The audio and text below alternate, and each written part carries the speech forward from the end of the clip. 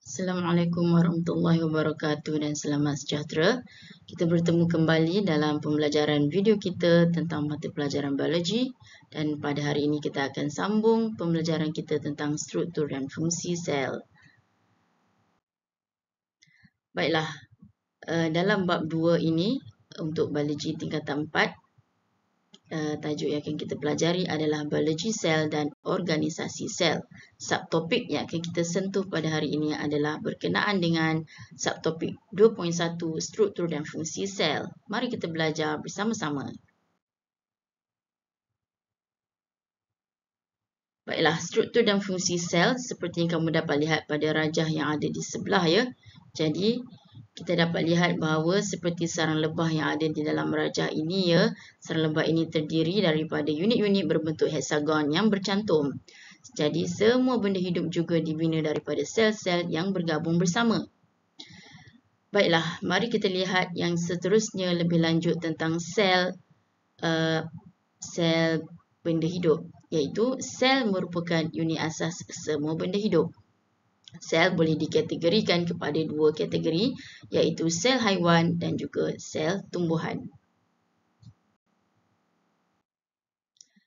Yang pertama, kita akan lihat dahulu tentang komponen yang terdapat dalam sel haiwan. Baiklah, marilah kita berkenalan lebih lanjut dengan sel haiwan. Jadi, terdapat 11 komponen yang ada dalam sel haiwan, iaitu nukleus,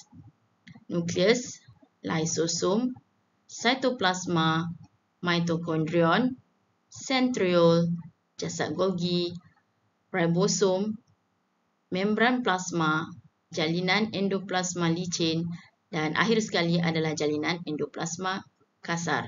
Jadi terdapat 11 komponen yang ada dalam sel haiwan. Mari kita berkenalan pula dengan sel yang seterusnya.